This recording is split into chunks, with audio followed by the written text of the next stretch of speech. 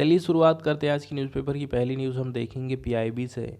तो जो पीआईबी की पहली न्यूज़ आई है वो दो देशों की नेवी की एक्सरसाइज को बताती है।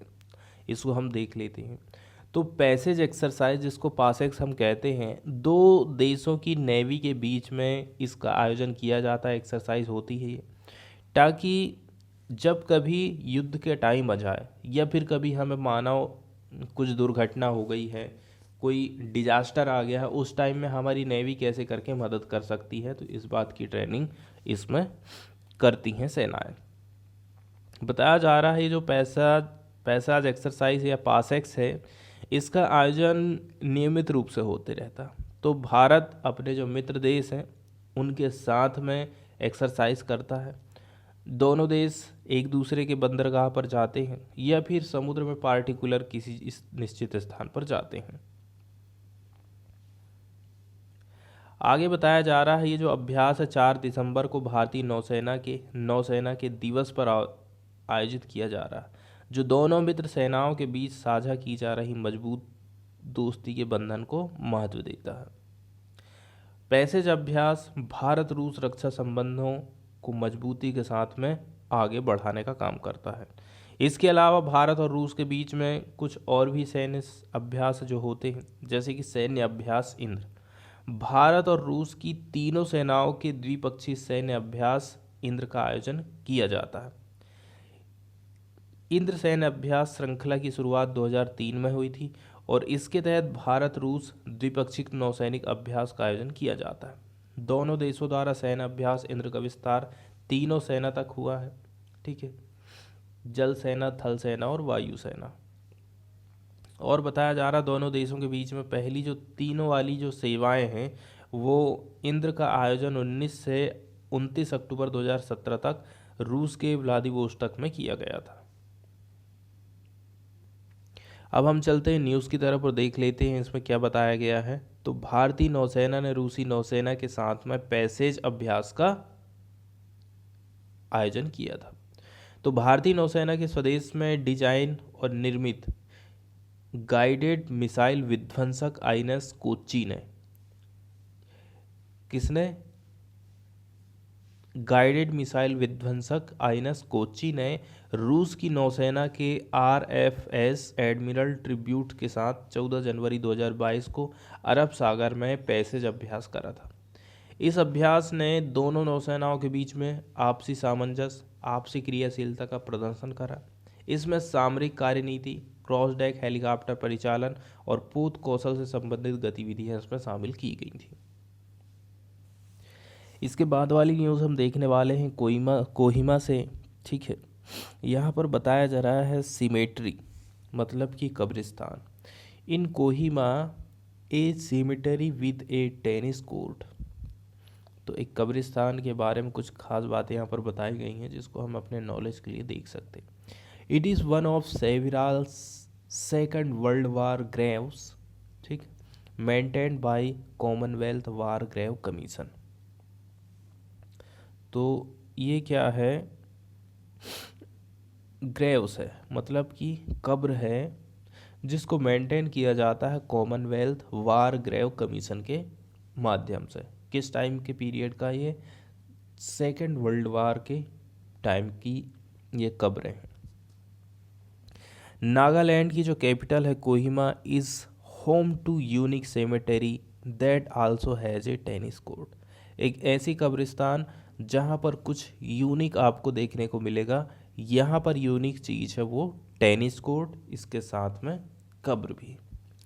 द यूनाइटेड किंगडम बेस्ड, ये यूके बेस्ड कॉमनवेल्थ वार ग्रेव्स कमीशन है, CWGC। इसने लिस्टेड किया है 5 साइट को विद अनयूजुअल फीचर के साथ में। The Kohima war cemetery is one of 23,000 world War Graves across the continents maintained by the CWGC। तो 23,000 टोटल इस प्रकार की कब्रें हैं, जिनमें से एक कोहिमा वार सेमेटरी भी है जिसको मेंटेन किया जाता है CWGC के द्वारा। आगे बताया जा रहा है 1944 में क्या हुआ था। Following hard fighting in Burmese jungle, the Japanese force in the region pushed across the Chindwin river into India. कैसे करके जापानी सेना इंडिया की तरफ पुश हुई थी उसके बारे में ये बात बताई गई है 1944 में। In their path was the 14th army made up of force from across the Commonwealth. The CWGC wrote on its site.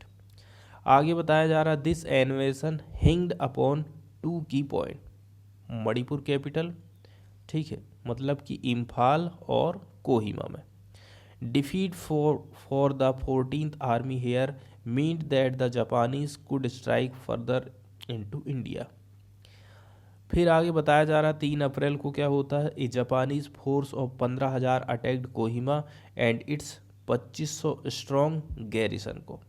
The ridge at Kohima lead to 2 weeks of difficult bloody fighting as the defending forces were pushed back to the former house of British deputy commissioner. आगे बताया जा रहा the lawn of this house and tennis court where the British officer place for recreation. यहाँ पर क्या है, ये अभी के टाइम का नहीं है, ये अंग्रेज़ों के ज़माने का है। तो मनोरंजन के लिए अंग्रेज यहाँ पर खेला करते थे। The Japanese force continue to fight for Kohima before they were finally force to withdraw in May. लड़ते रहे, इसके बाद में मई के महीने में वो लोग विड्रा कर लिए। Those who had fallen in defense of Kohima were buried on battlefield, which later became a permanent CWGC cemetery, with further burials from the surrounding areas.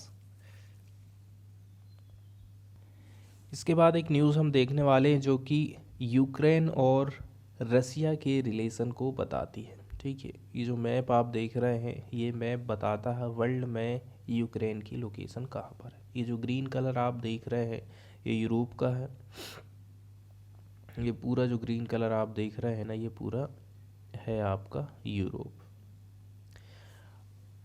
अब यूरोप में से 2 रेखाएं होकर के गुजरती हैं, एक आर्कटिक सर्किल 66.5 डिग्री नॉर्थ वाला, ठीक है, एक ही, और दूसरी है ये प्राइम मेडिटेरियन 0 डिग्री वाली, ठीक है। ये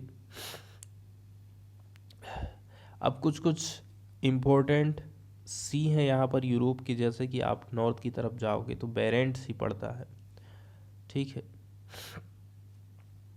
ब्लैक सागर इसके पड़ जाएगा साउथ और पूरब की तरफ, और पड़ जाएगा, ठीक है, मेडिटेरियन सी इसके साउथ वाले हिस्से की तरफ।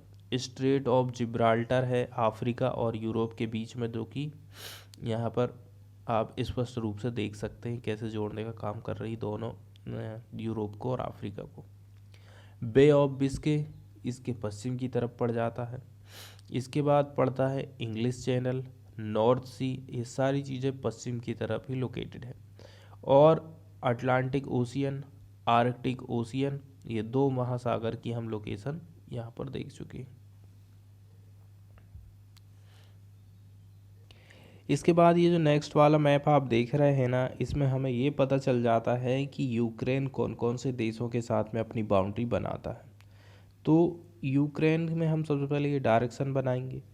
यदि हम देखें इसके पूरब वाले हिस्से की तरफ, तो काफ़ी बड़ी बाउंड्री ये रसिया के साथ में शेयर करता है। यदि आप जाओगे नॉर्थ की तरफ तो बेलारूस पड़ जाएगा। इसके नॉर्थ और पश्चिम की तरफ आप बढ़ते जाओगे तो बेलारूस के बाद पोलैंड के साथ बाउंड्री को शेयर करता है। इसके बाद मोल्डोवा है, फिर है हंगरी है। मतलब कि ये नॉर्थ और जो वेस्ट वाली साइड है, ठीक है, यहाँ पर कौन कौन से देश पड़ गए। नॉर्थ में बेलारूस हो गया, पोलैंड हो गया, मोल्डोवा हो गया ग्रीन कलर से यह छोटा सा, और ये जो हिस्सा देख रहे हैं आप वो हो गया अपना हंगरी। और नीचे ये जो येलो कलर में आप बाउंड्री देख रहे हैं, ये वाली बाउंड्री है रोमानिया की, ये है रोमानिया। इसके बाद फिर ये हो गया आपका मोल्डोवा, सॉरी ये जो है स्लोवाकिया है, मोल्डोवा अपना ये रहा, ठीक है। और इसके बाद नीचे की तरफ आप यूक्रेन के चले जाओगे तो पड़ जाता है ब्लैक सी। ब्लैक सी के साथ में अपनी ये समुद्री सीमा शेयर कर रहा। सी ऑफ अजोव पड़ जाता है और एक पड़ जाता है ब्लैक सी। आगे कुछ बेसिक जानकारी इसकी दी गई है, जैसे कि Ukraine is located in the eastern Europe. Europe का जो पूर्वी हिस्सा है वहाँ पर इसकी लोकेशन है यूक्रेन की। Ukraine is bordered by the Black Sea and Sea of Azov to the south. South की तरफ में दो सागर पड़ते हैं, एक ब्लैक सागर पड़ता है और दूसरा सी ऑफ एजोव। ठीक है, Azov to the south, Russia to the east and north. East और नॉर्थ की तरफ रसिया पड़ जाता है।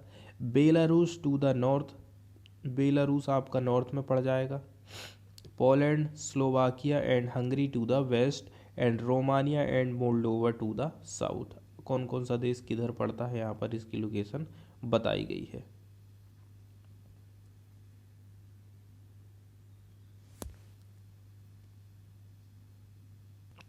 अब हम चलते हैं न्यूज़ की तरफ और देख लेते हैं न्यूज़ में आखिर कौन कौन सी बातें बताई गई हैं। तो यहाँ पर यूक्रेन और रसिया के रिलेशन की बात करी जाती है।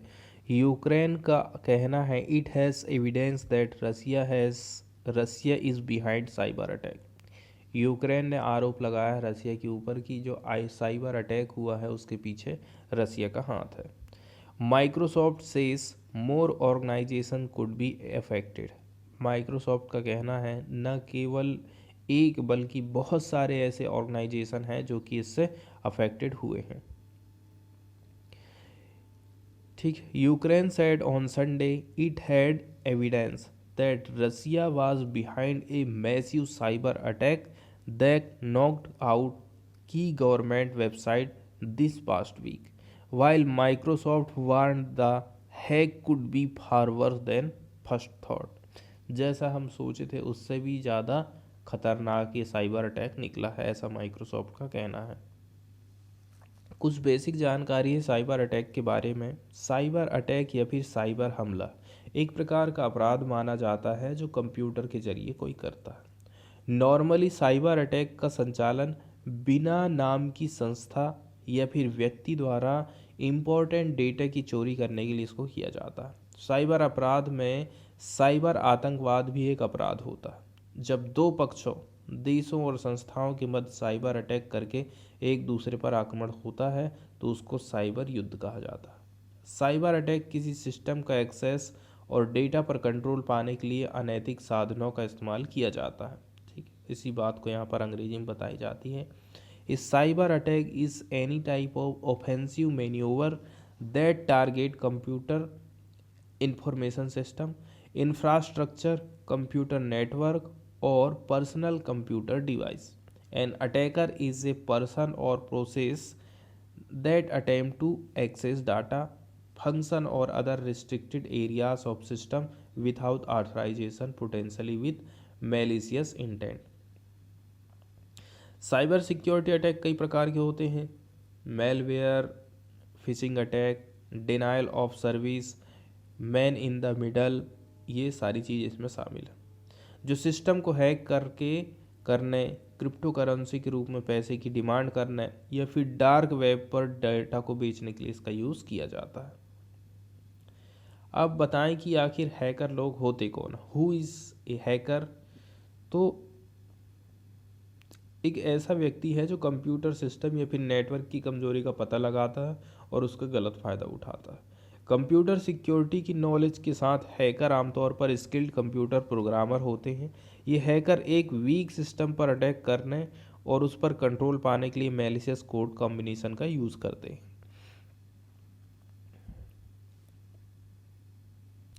भारत सरकार ने भी कुछ प्रयास किए हैं कि हम साइबर सिक्योरिटी से थोड़ा वाकिफ़ रहें, साइबर जो अटैक है उससे हम कैसे बच पाएँ, हमारी जनता कैसे बच पाए। तो साइबर सुरक्षित भारत पहल, साइबर स्वच्छता केंद्र, राष्ट्रीय साइबर क्राइम रिपोर्टिंग पोर्टल, भारतीय साइबर अपराध समन्वयन केंद्र, national critical information infrastructure protection centre, सूचना प्रौद्योगिकी अधिनियम 2000 है, राष्ट्रीय साइबर नीति 2013 है। फ्यूचर के हिसाब से कुछ सजेशन है, जैसे कि भारत वैश्विक लेवल पर 17 सबसे अधिक डिजिटल अर्थव्यवस्थाओं में दूसरा सबसे तेजी से डिजिटल टेक्नोलॉजी अपनाने वाला देश बन गया है। और तेजी के साथ में डिजिटल के मद्देनज़र साइबर सिक्योरिटी के लिए दूरदर्शी उपायों की ज़रूरत है, बहुत ज़्यादा ज़रूरत। इसके अलावा बताया जा रहा है कि प्राइवेट और जो सरकारी कारपोरेट हैं या फिर सरकारी विभाग के लिए ये महत्वपूर्ण हो जाता है कि वे अपने संस्था की डिजिटल इंफ्रास्ट्रक्चर में जो मौजूद सुभेद्यता है उसको जानें और उन्हें दूर करने के लिए एक प्रणाली का विकास करें। सुभेद्यता मतलब अपनी कमजोरी। इसके अलावा कई सारी जो एजेंसी और मंत्रालय है ना, इनके बीच में परिचालन समन्वय सुनिश्चित करने के लिए एक सर्वोच्च निकाय की ज़रूरत है। आगे बताया जा रहा साइबर अवरोध को साइबर हमलों को रोकने के लिए रणनीतिक अवरोध के रूप में देखा जा सकता है। हमें साइबर स्पेस सुरक्षा सुनिश्चित करने के लिए आक्रामक क्षमता हासिल करने की ज़रूरत है। आगे न्यूज़ में बताया जा रहा है tensions are at an all-time high between Ukraine and Russia, which Kyiv accused of having amassed troops on its border ahead of possible invasion. Some analysts fear the cyber attack could be prelude to military attack। ठीक है, cyber attack किससे relate करके देखा जा रहा है? Military attack से relate करके देखा जा रहा है, क्योंकि हमने देखे हैं कि बहुत सारी जो सेनाएं हैं ना, रसिया यूक्रेन की बॉर्डर पर भेज चुका है, लगभग एक लाख सैनिक। All the evidence point to Russia being behind the cyber attack, the Ukrainian digital transformation ministry का ऐसा कहना है in statement. Moscow is continuing to wage a hybrid war. अब हाइब्रिड वार में मॉस्को उतर कर आ गया है। डाटा से बताया जा रहा है द मिनिस्ट्री अर्ज यूक्रेनियन नॉट टू पैनिक होने की ज़रूरत नहीं है। ठीक है, उनका जो पर्सनल इन्फॉर्मेशन है ना वो सुरक्षित है। The Kremlin earlier rejected the claims and said there was no evidence Russia was behind the attack. Russia क्या कह रहा अपनी सफाई में, कोई सबूत नहीं है कि हमने अटैक किए हैं। Russia has nothing to do this cyber attack, हमारे पास कुछ नहीं है कि हम ऐसा साइबर अटैक कर सकें। लेकिन माइक्रोसॉफ्ट ने वार्निंग दी है संडे के दिन that the cyber attack could prove destructive and affect more organisation than initially feared. The US software giant का कहना है it continue to analyse the malware and warn it could render government digital infrastructure inoperable. Government का जो digital infrastructure है वो ख़राब हो सकता है और इनऑपरेबल भी हो सकता है, ऐसा माइक्रोसॉफ्ट ने कहा है।